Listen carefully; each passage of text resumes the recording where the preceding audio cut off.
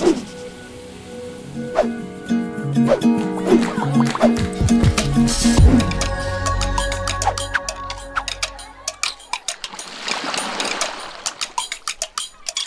ambiente, o meu, o seu, o nosso ambiente. Oi, gente, que saudade eu estava de vocês. E hoje, com um podcast pra lá de especial. Mudanças climáticas, aquecimento global. Como que esse calor vai impactar a nossa vida? Setembro foi um dos meses mais quentes ali. Aliás, o mês mais quente da história. Um calor danado, não é mesmo? Para falar sobre mudanças climáticas, nós vamos fazer um bate-papo entre o promotor Dr. Carlos Eduardo, ele que é coordenador do CAOMA aqui do Ministério Público de Minas Gerais, e também com o professor, climatologista, cientista, o senhor Carlos Nobre. Olha, gente, esse podcast tá para lá de especial. Você, internauta, não pode perder um minuto sequer dessa entrevista. Confiram. Professor Carlos Nobre, é uma honra para o Ministério Público de Minas Gerais ter a presença do senhor no podcast Meu Ambiente. Esse podcast foi concebido com a ideia de conversar com a sociedade sobre temas relevantes ambientais voltados à conscientização do cidadão comum. Falar de forma simples, de forma informativa. Nesse episódio, nós vamos tratar de mudanças climáticas, eventos extremos, desmatamento e o futuro do planeta. Então, por isso essa importante presença do senhor, tão valiosa para nós. Eu começo de forma direta, bem objetiva, e perguntando para o senhor se há esperança na reversão desse grave quadro relacionado a mudanças climáticas. Muito obrigado pela oportunidade. E, sem dúvida, nós ainda não passamos dos pontos de não retorno de todo o sistema climático do planeta, que tornaria quase que a vida humana impossível, um planeta inabitável para seres humanos, se nós continuarmos ou continuássemos com as emissões dos gases de efeito estufa, como estamos fazendo há muitas e muitas décadas.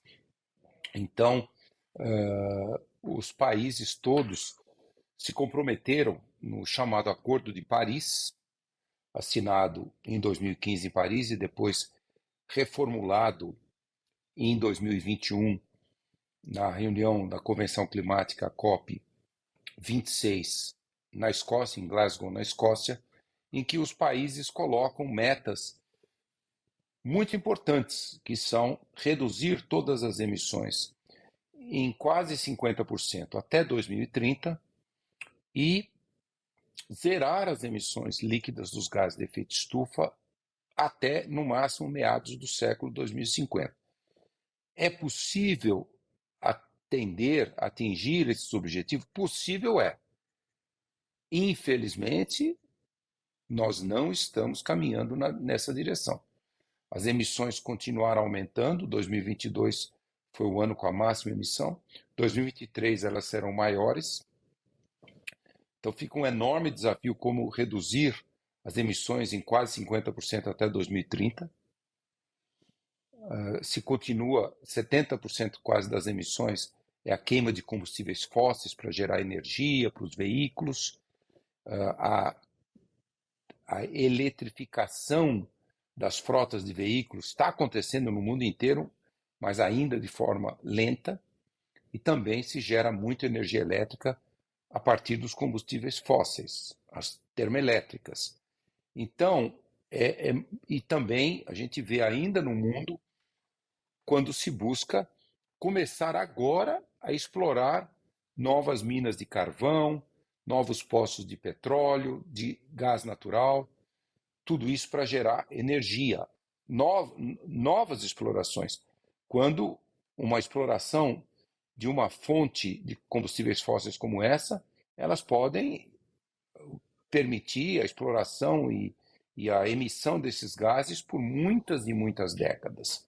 Então, nós não estamos caminhando numa velocidade para reduzir o risco, para reduzir as emissões, como nós chamamos, para mitigar as mudanças climáticas, na velocidade que tem que ser.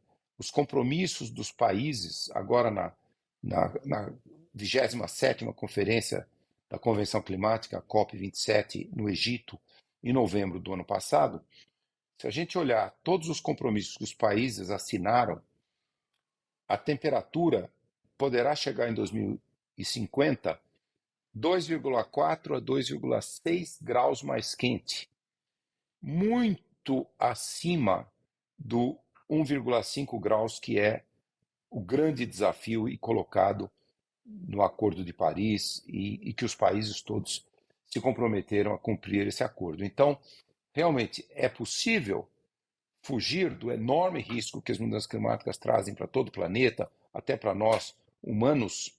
Sim, mas nós não estamos caminhando nessa velocidade. Nós temos que acelerar demais a redução das emissões em todos os sentidos. Como eu falei, principalmente 70% das emissões é queima de combustíveis fósseis, 23, 24% das emissões é agricultura.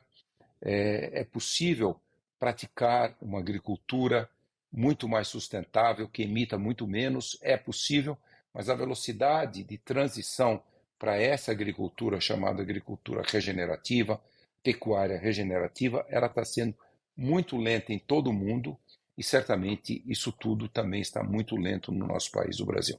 Professor, então, diante dessa primeira explicação do senhor, eu indago ao senhor a respeito do papel do Brasil nessa geopolítica ambiental mundial. Como o Brasil pode ser protagonista dessa mudança de paradigma no sentido de buscar o atingimento dessas metas, modelos que possam ser exequíveis, porque a gente vê os grandes países, os países mais desenvolvidos, com um protocolo de intenções, mas sem muita efetividade na redução, né? Como o senhor avalia o papel do Brasil nessa geopolítica mundial?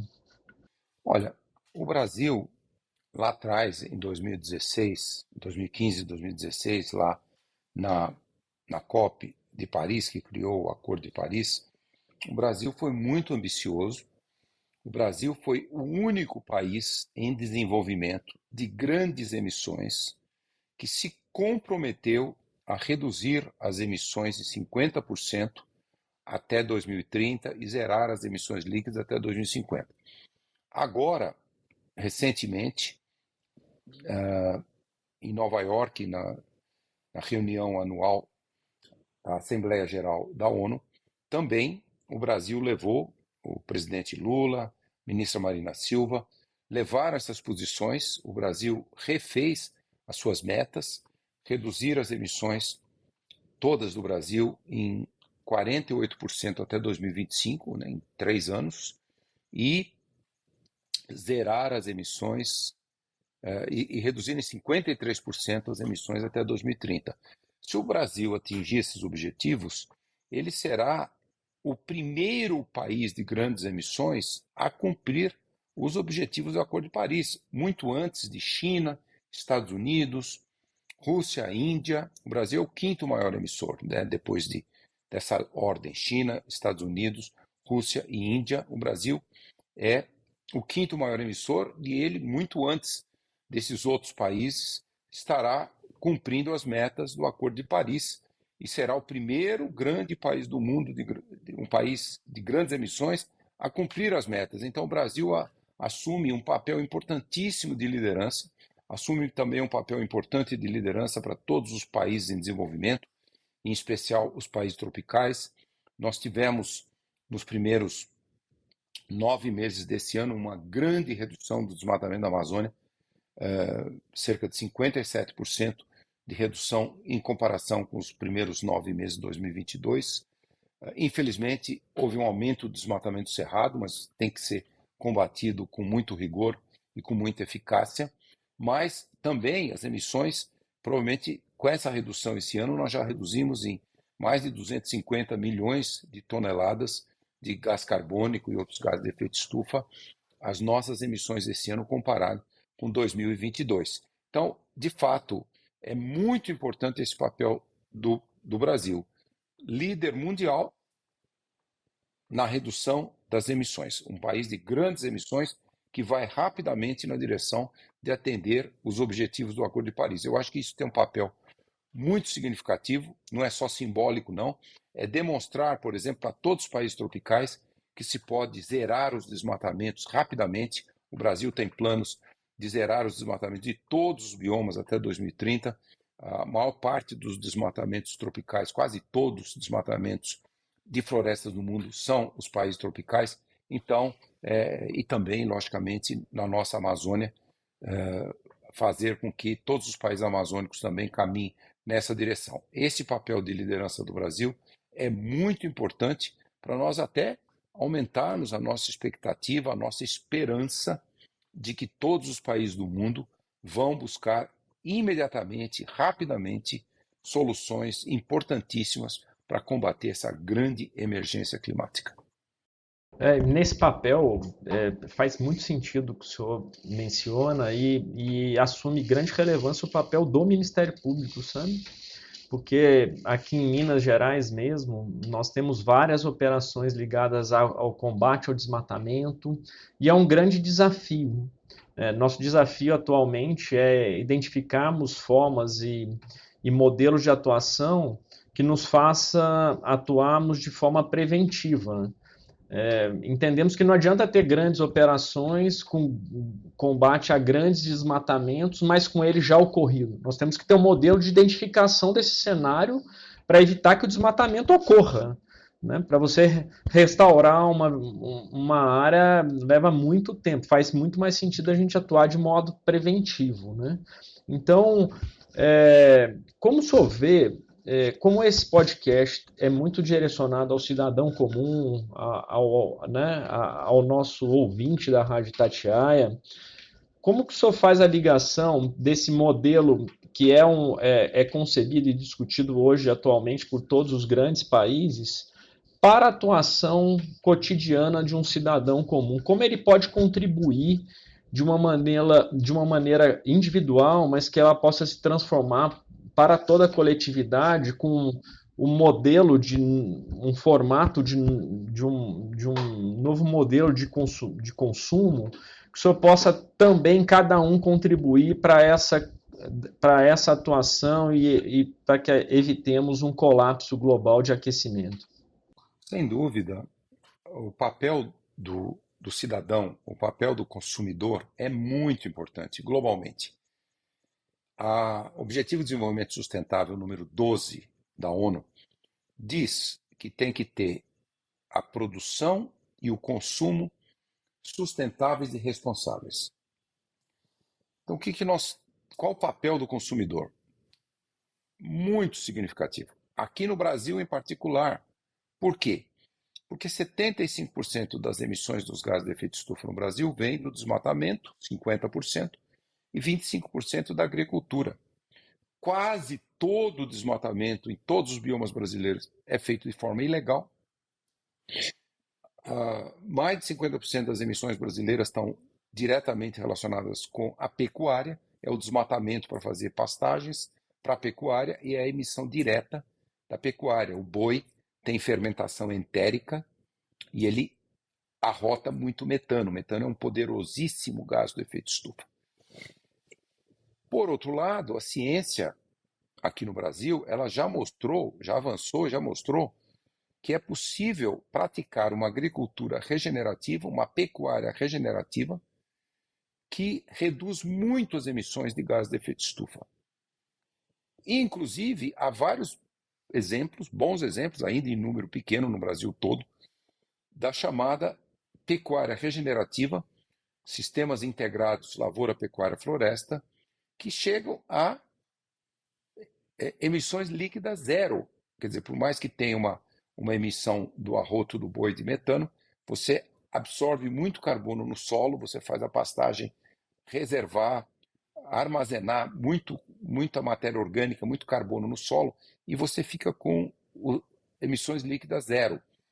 Essa pecuária regenerativa, agricultura regenerativa, ela não só protege, mitiga o impacto das mudanças climáticas, mas ela também é mais produtiva.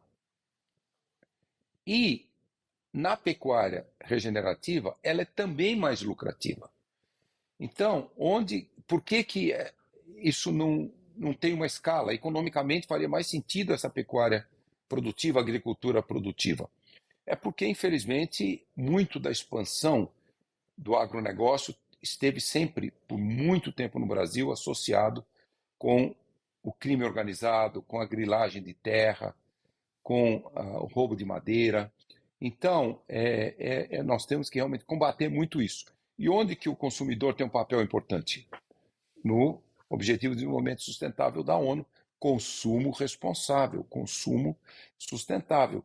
Se cada consumidor brasileiro, o Brasil é o quinto maior consumo per capita de carne do mundo, o terceiro maior consumo per capita de carne bovina do mundo. Se o consumidor brasileiro passar a exigir o selo verde na compra de seus produtos agrícolas, principalmente da carne bovina, nós vamos rapidamente beneficiar aqueles pecuaristas, aqueles agricultores que praticam essa agropecuária regenerativa, e nós vamos tirar a força econômica daqueles que não praticam.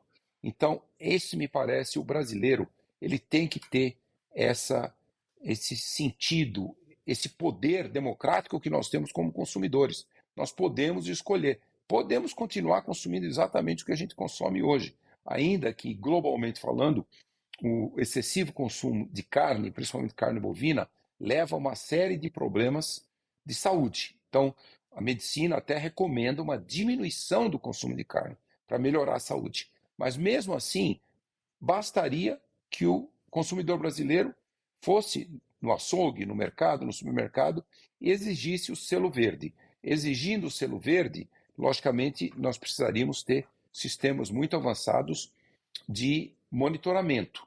Isso já é possível.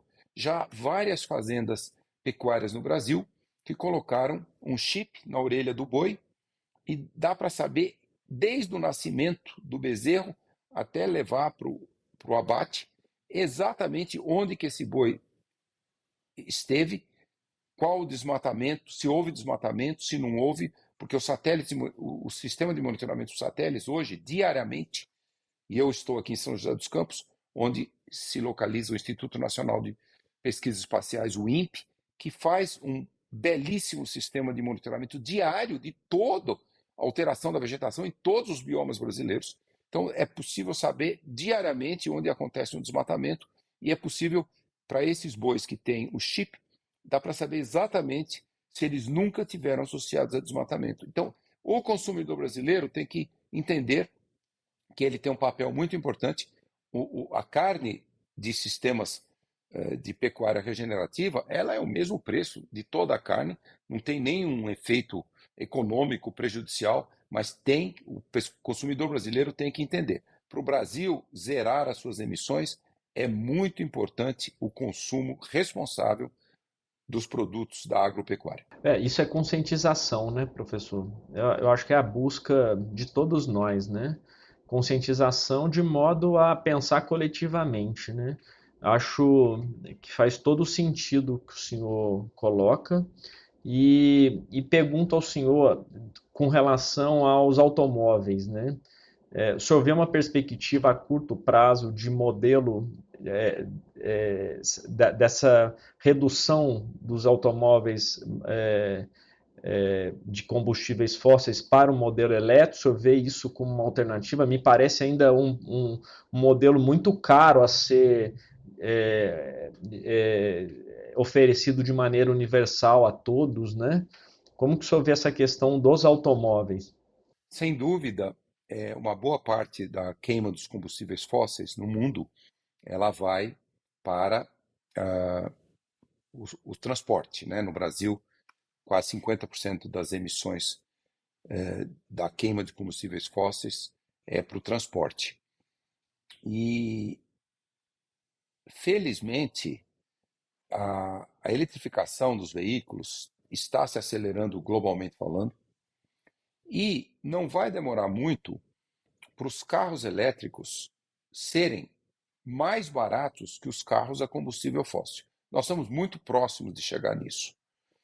porque também, quando a gente avalia o tempo de vida de um carro, e o carro elétrico ele tem um custo de manutenção muito mais barato que o carro a combustível fóssil. Portanto, você investe inicialmente, o preço inicial é maior, mas você gasta muito menos. O carro elétrico utiliza energia solar. Se a pessoa tem uma residência e ela coloca um painel solar, vários painéis solares no topo da residência e alimenta de energia elétrica a bateria do seu carro, em 6, 7 anos você já paga o custo todo do carro, porque você não está pagando. A energia solar é de graça, lógico, tem o custo de colocar o painel solar, mas é muito mais barato do que a energia que vem da queima do combustível fóssil. O combustível fóssil é bem caro. Então, esse é um caminho que nós estamos indo globalmente. No Brasil, ainda a conversão para a eletrificação da frota ainda é pequena. Por exemplo, o Chile tem mais ônibus elétricos do que o Brasil tem, um país muito, 20 milhões de habitantes, comparado a 10% aí da população brasileira, tem mais ônibus elétricos. A China tem mais de 600 mil ônibus elétricos, 130 milhões de motocicletas elétricas. Então, o Brasil está indo ainda numa velocidade lenta, mas pode se acelerar, porque a energia elétrica renovável aqui, solar, ela é muito barata, das mais baratas do mundo. O preço da energia solar é 1/3 do preço da energia elétrica por combustíveis fósseis, como os gases natural. Então, economicamente faz todo sentido, ecologicamente faz sentido, e também na questão da saúde humana faz todo sentido, porque, globalmente falando, a poluição urbana em todo o mundo mata mais de 4 milhões de pessoas por ano. A poluição urbana é principalmente pela queima de combustíveis fósseis, tanto para a geração de energia nas termoelétricas, mas principalmente no transporte, nos veículos. Se nós eletrificarmos toda a frota, principalmente nas cidades, nas grandes cidades, nós reduzimos muito a poluição e nós reduzimos muito o impacto da poluição na saúde humana. O professor Paulo Saldiva, da Faculdade de Medicina da USP, tem feito por décadas um estudo mostrando quanto que a expectativa de vida da população da cidade de São Paulo diminui, da grande São Paulo, em função da poluição urbana causada principalmente pela queima de combustíveis fósseis. Isso é 2 anos de expectativa de vida na cidade, na grande São Paulo, e para quem pega todos os dias transporte público e anda naquelas avenidas cheias de veículos, de ônibus, de caminhões, essa pessoa perde 4 anos de expectativa de vida. Só para dar um dado, como a eletrificação da frota combate a emergência climática, ela está muito próximo de se tornar muito mais barata que veículos a combustíveis fósseis, e também melhora demais a saúde das populações urbanas. Então, isso tudo mostra que nós estamos realmente na beira de fazer essa transição muito rápida. Por exemplo, só para dar uma ideia, 20 anos atrás, de 20 anos para hoje, o preço do painel solar, da energia renovável solar, ela caiu 80%. Por isso que hoje é a energia mais barata, junto com a energia eólica.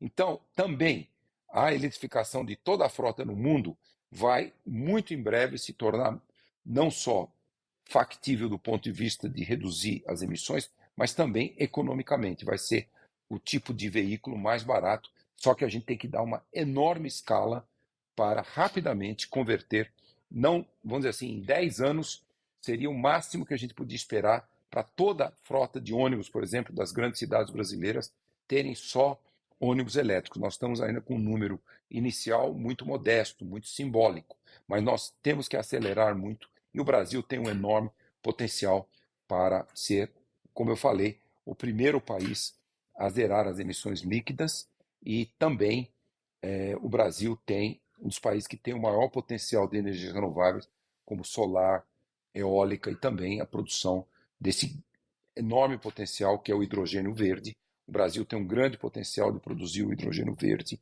muito importante. Professor, recentemente nós tivemos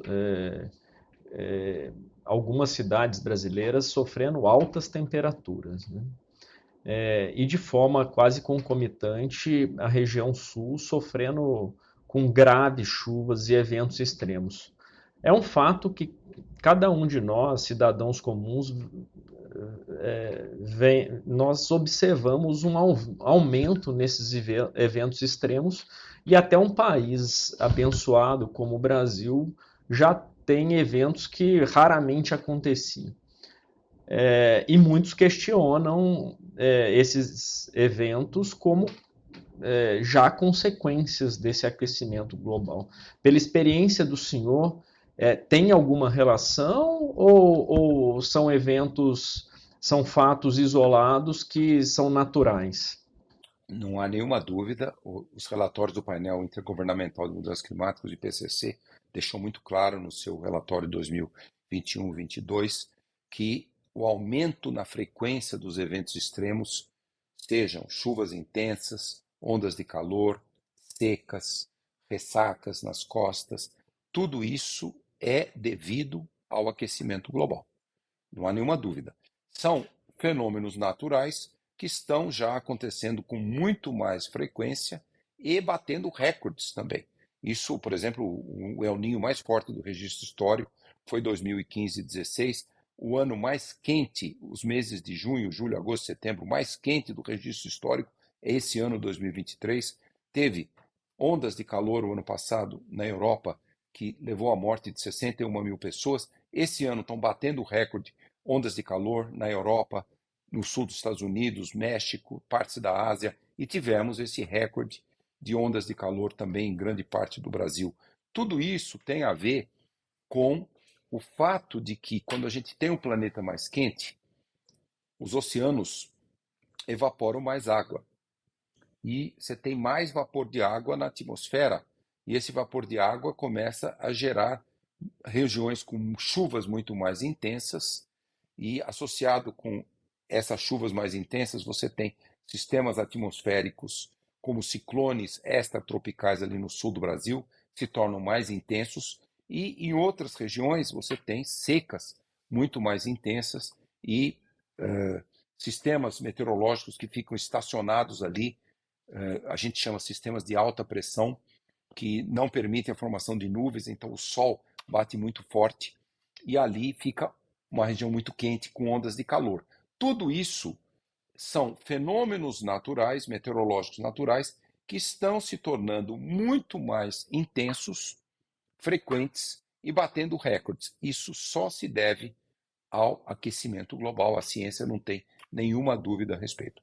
Muito, muito esclarecedor.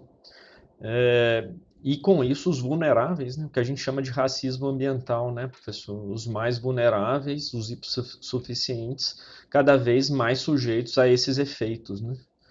Pessoas em situação de rua, os países mais pobres, né? Então, um olhar que a gente realmente tem que ter. Caminhando aqui para o nosso final desse episódio, professor, eu achei muito interessante o projeto que o senhor vem desenvolvendo chamado Amazônia 4.0, né? E né, que é de desenvolvimento associado à exploração sustentável da biodiversidade, né? O senhor tenta demonstrar esse equilíbrio, né, o que a gente chama de desenvolvimento sustentável, né? Eu queria que o senhor pudesse falar um pouquinho desse projeto, o que o senhor pretende com ele aí, para poder inspirar até na replicação em outros modelos. Olha, eu tenho feito pesquisas na Amazônia. A maior parte da minha carreira científica é ligada à Amazônia, isso aí há quase 41 anos. E eu fui o primeiro pesquisador lá atrás, 1990, 33 anos atrás, que publicou artigos científicos mostrando que, se a gente continuasse com desmatamento, a gente passaria do chamado ponto de não retorno e todo o sul da Amazônia a floresta ia desaparecer ali, todo o sul da Amazônia, e ali a floresta se tornaria um ecossistema degradado de dossel aberto, parecendo uma savana tropical, mas muito degradada, perdendo uma imensa biodiversidade, perdendo uma imensa quantidade de carbono armazenado na floresta. Então aquilo era uma projeção. Em 1990 o desmatamento era 7% em toda a Amazônia, mas infelizmente nós continuamos com desmatamento, com degradação, com aumento do aquecimento global, que está induzindo secas muito frequentes na Amazônia, 2005, 2010, 2015, 16, 2020, e agora mais uma seca muito forte, 2023, que continuará até 2024, porque o El Niño forte que está ocorrendo continuará até 2024, e o Oceano Atlântico, o norte do Equador, ele está muito quente, ele induz secas na Amazônia também, e induz secas também no semiárido do Nordeste. Tudo isso está acontecendo. O desmatamento nunca foi zerado, diminuímos bastante de 2005 a 2012 e 13, depois de 2015 começou a subir, explodiu alguns anos atrás, e, portanto, nós temos que zerar o desmatamento, a degradação, o fogo, sem dúvida, para salvar a Amazônia, que ela está na beira do precipício, do ponto de não retorno. Todo o sul da Amazônia está mais quente, mais seco, a estação seca está 4 a 5 semanas mais longa nos últimos 40 anos, a floresta está perdendo mais carbono que absorve, está na beira do precipício do ponto de não retorno. Então nós temos que zerar o desmatamento, a degradação, o fogo, criarmos um maior projeto de restauração florestal. O painel científico para a Amazônia, eu sou co-presidente, lançou na COP27 no Egito um estudo chamado Arcos da Restauração Florestal. Nós temos que restaurar 500 mil quilômetros quadrados, no mínimo, de toda a Amazônia, principalmente o sul da Amazônia, e ao longo dos Andes, que também tem um grande desmatamento, no Peru, no Equador e na Colômbia. E, além disso, nós precisamos achar uma nova economia para a Amazônia que mantenha a floresta. Então, nós chamamos essa economia de uma nova sociobioeconomia de saudáveis florestas em pé e rios fluindo. Saudáveis florestas que tem que manter a floresta e também parar com a poluição dos rios, com a mineração ilegal, com o mercúrio, com uma série de agrotóxicos que estão também trazendo um enorme risco para os ecossistemas aquáticos. Então, para isso, qual é o potencial dessa nova sociobioeconomia? Sociobioeconomia nós chamamos porque nós precisamos trazer também o conhecimento dos povos originários, dos povos indígenas, comunidades locais, que sempre mantiveram a floresta em pé. Então, a ideia do projeto Amazônia 4.0, que nós lançamos alguns anos atrás, é como criar a combinação de conhecimentos científicos com o dos povos originários para desenvolver essa nova economia, mantendo a floresta em pé, mantendo os ecossistemas aquáticos. E é isso, como trazer muitas inovações tecnológicas, combinando esses conhecimentos e, principalmente, como trazer para todo mundo o enorme potencial da biodiversidade. A gente chama sociobiodiversidade. Os indígenas estão há 12 mil anos na Amazônia e eles já utilizaram mais de 2 mil produtos da biodiversidade amazônica. Mais de 250 frutas, 1.250 plantas medicinais, materiais têxteis, infraestrutura, óleos, tudo isso é um gigantesco. A Amazônia tem a maior biodiversidade do planeta, 13% de todas as espécies conhecidas de plantas e animais são da Amazônia, um grande número ainda não é conhecido. Então, esse é o grande potencial. A Amazônia 4.0 é uma tentativa de mostrar que nós temos que transformar a economia da Amazônia, mantendo a floresta em pé e agregando valor aos produtos da biodiversidade, é o que a gente chama bioindustrialização. País desenvolvido é país industrializado, país de classe média é país industrializado. O Brasil se desindustrializou por 25 anos. Nós nos tornamos um país de economia primária. O país de economia primária sempre mantém uma enorme injustiça. O índice de recursos ele varia muito, 60%, 70% da população pobre e alguns pontos percentuais da população muito rica. Então, o índice de igualdade de renda varia muito. Então, nós temos que industrializar a nossa economia. Essas são políticas agora do governo atual, do governo federal atual e de vários governos estaduais também, de reindustrializar muito. E para a Amazônia é essa industrialização a partir da biodiversidade. A Amazônia 4.0 é para demonstrar esse potencial e o projeto tem 3 componentes. Nós chamamos Laboratórios Criativos da Amazônia. Nós construímos um primeiro laboratório para mostrar o potencial da industrialização da cadeia do cacau e do cupuaçu. O laboratório já foi deslocado para a Amazônia, para o estado do Pará, e em poucas semanas começaremos a capacitação de comunidades de uma reserva extrativista, a reserva extrativista Tapajós Arapiuns, ali na cidade de Santarém, é a maior reserva extrativista da Amazônia, são 22 mil habitantes, 70 comunidades, 9 comunidades indígenas. Nós vamos capacitar 40 pessoas para industrializar o cacau. Eles produzem a semente do cacau, que é vendida para fábricas de chocolate. Eles vão industrializar, eles querem industrializar, fazerem fábricas de chocolate lá. E nós vamos capacitar muitas outras comunidades, uma comunidade quilombola no Pará, uma comunidade de mulheres produtoras de cupuaçu. Cupuaçu tem um gigantesco potencial, e uma comunidade de ribeirinhos também no Pará, de produtores de cacau. E vamos também trazer muitos indígenas para serem capacitados, eles querem ser capacitados também para industrializar, e nós queremos expandir muito esses laboratórios. Já fizemos um projeto, um desenho do laboratório da castanha, um laboratório de azeites gourmet, um laboratório de sequenciamento genômico. Estamos buscando agora apoio para construir esse laboratório. O sequenciamento genômico tem um gigantesco potencial.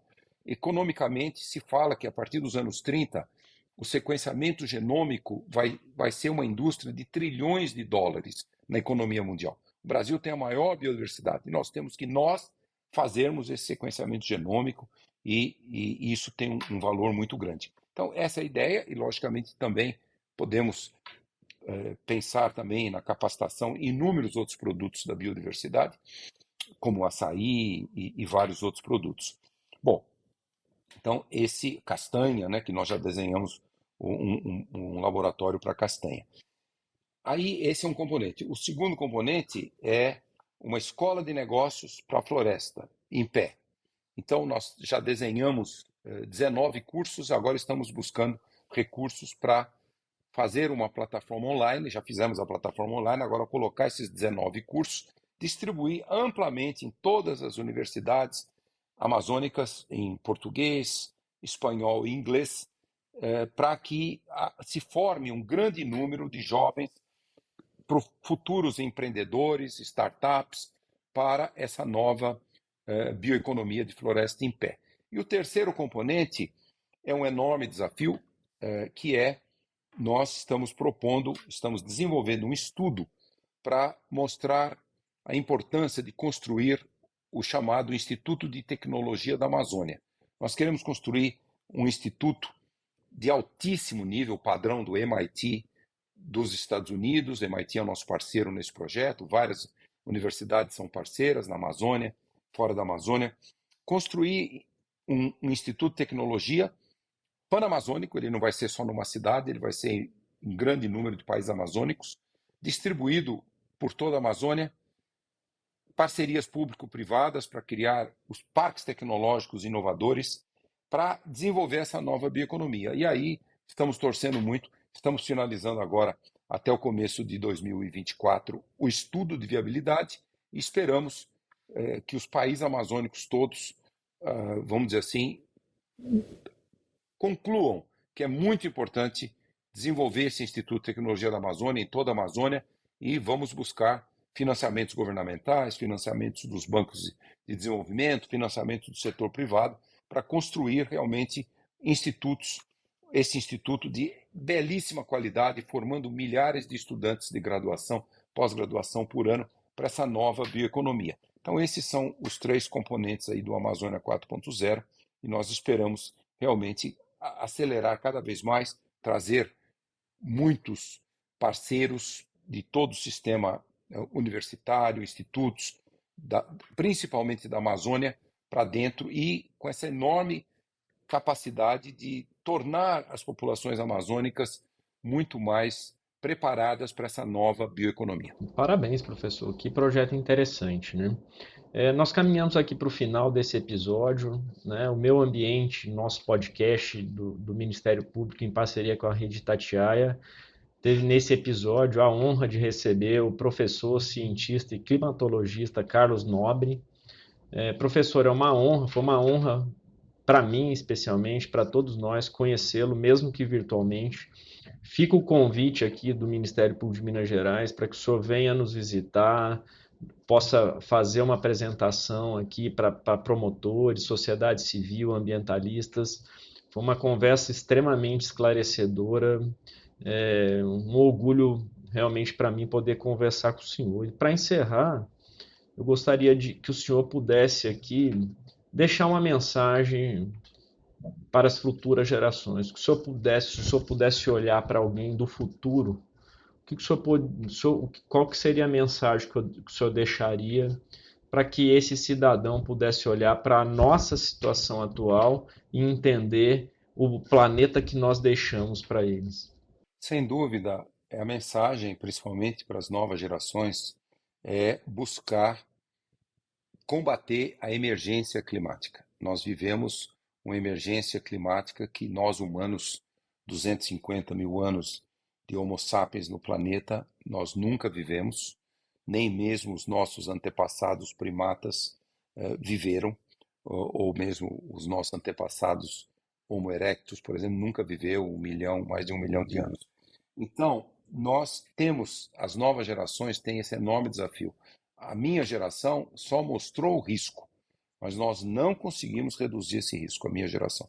As novas gerações têm que atuar de forma eficaz de reduzir o risco. E nós, brasileiros, temos um enorme desafio também, que é proteger. Nós somos o país com a maior biodiversidade do mundo, os nossos imensos, ricos biomas em biodiversidade, a floresta amazônica, a Mata Atlântica, o Cerrado, o Pantanal, a Caatinga, os Pampas. Então, eu acho que nós, brasileiros, devemos combater a emergência climática, mas também proteger a biodiversidade, a maior biodiversidade do planeta. E, com isso, qual é o potencial da biodiversidade? Nós temos que voltar um pouco e aprender com os indígenas de todo o nosso continente sul-americano, do Brasil. Eles sempre viveram a partir da nossa biodiversidade. Nós temos a savana tropical, o Cerrado, com a maior biodiversidade de savanas tropicais do mundo. A estepe savânica, a Caatinga, com a maior biodiversidade de estepes savânicas do mundo. A floresta Mata Atlântica tem uma riquíssima biodiversidade, quase o mesmo número da Amazônia, apesar de ser muito menor. Os Pampas também têm uma imensa biodiversidade. Então, eu acho que o desafio que eu quero fazer para todos os brasileiros, principalmente para as gerações mais jovens, vamos nos transformar, o Brasil ser a primeira potência ambiental dessa sociobiodiversidade. Vamos construir um novo país com essa industrialização a partir da nossa biodiversidade, que vai combater a emergência climática, que vai restaurar os nossos biomas. A restauração florestal remove muito gás carbônico da atmosfera e vai criar uma economia de classe média para todos os brasileiros. Muitíssimo obrigado pela oportunidade. É isso aí. Nós que agradecemos, professor, e o nosso Meu Ambiente, o nosso podcast se encerra aqui. Muito obrigado. Que bate-papo incrível! Aliás, que bate-papo, né? Os Carlos, gente. Carlos Eduardo e Carlos Nobre. Nós agradecemos muito a audiência de vocês e, claro, compartilhem o nosso conteúdo. Você já se inscreveu no nosso canal? Se inscreva aqui agora. Clique no joinha, no sininho e saia compartilhando para os seus grupos de WhatsApp. Escolha a sua plataforma digital. Eu vou ficando por aqui, mas já te espero para o próximo episódio do Meu Ambiente.